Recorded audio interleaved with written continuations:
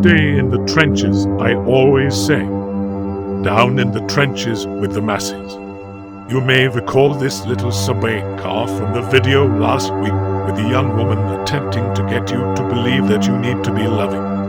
That kindness should be one of your main attributes. That you need to show a concern for those around you. Well and good. If that is the life that you have chosen, then so be it. I will not try to hinder you from it. While that short video may have tugged at the heartstrings of some of you, I wonder, did it cause any of you to act upon those emotions? Or do you simply switch over to another channel after it was over? Perhaps say, that was a wonderful video, and then move on. I have changed the scenery a little, as you can see. Not so much to my liking, but it's what most of you seem to expect from me, is it not? Dark, foreboding, almost threatening, but it is not what I prefer. Do you not recall where I originated at?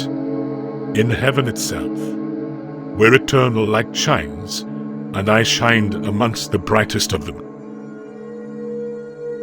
Actually, I prefer marble floors, antique walls, fine wines, and expensive watches. Gold-lined picture frames with the finest paintings, art and the finest antiquities from around the planet. The best the world has to offer, and after all, it all belongs to me for the moment, does it not? And why would I not take all that is mine? Have you not read in his word the day that he rebuked me?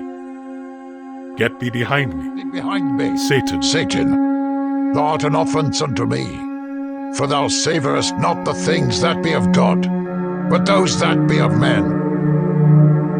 I savor all that has been given to me, and all that I have received, I can do with as I please. I offer it all to you. You have the free will to deny these things, or accept them from my hands. I force none of the pleasures of this world upon any of you, unlike the one you say you serve. Who asks you to deny yourself the best this world has to offer? Who asks you to suffer here and wait for the kingdom he has prepared for you? It seems like such a waste of your very short lives. There's no evil in him. He is holy, righteous, just, compassionate, and his mercy endures forever. But there is no evil in him. So, he created me. Do you doubt these words? Read then here from his own words. I form the light and create darkness. I make peace and create evil. I, the Lord, do all these things. He created me with the full knowledge of who I would become, of what I would do, long before the foundation of the world. Long before he created the heavens and all that is in them. He knew what I would become before he even created me, of all that I would do in rebellion against him.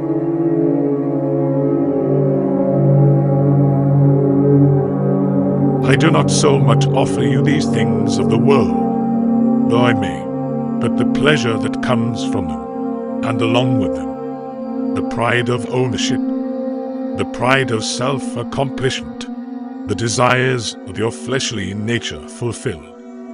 You can be all that you want to be. You can achieve great and mighty works if you will just apply yourself to the tasks at hand. You will be admired, respected, lifted up above your peers. They will honor you. All this I have assisted uncounted millions with. I have the power of death.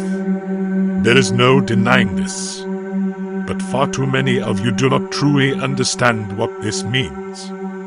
With many of you, I would not waste my time. You do not serve him with your whole heart. And so the least of my traps, if you please, are more than adequate for your demise. And for those of you who do understand what he has said in James 1 verse 5, then when lust hath conceived, it bringeth forth sin, and sin, when it is finished, bringeth forth death. Let us just say that if I notice you, and permission is granted to me to attend to, shall we say, persuade you, then I do all within my power to cause you to stumble and dishonor his name. That is, after all, the task that had been set before me.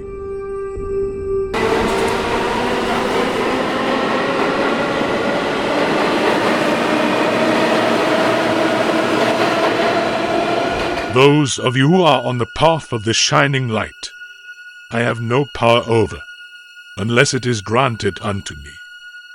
But that is of no concern to me.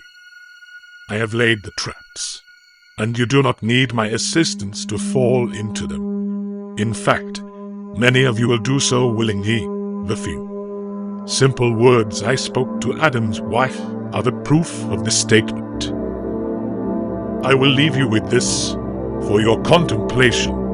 Shall we say, the tree of the knowledge of good and evil, why did the Almighty place it in the Garden of Eden? Why didn't Adam say to him who sits on the throne of eternity, why is this here, if I am not allowed to eat of its fruit? Why have you placed it in the garden? I was created for a specific purpose, and I will fulfill that purpose with great intent until I am chained for 1,000 years, then, when I am released for a season, until I am cast into eternal fire, I will resume it with a great vengeance.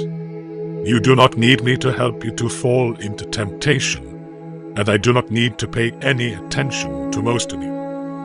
I know those of you who are truly serving him, and I would highly suggest this, that you keep all of your armor on,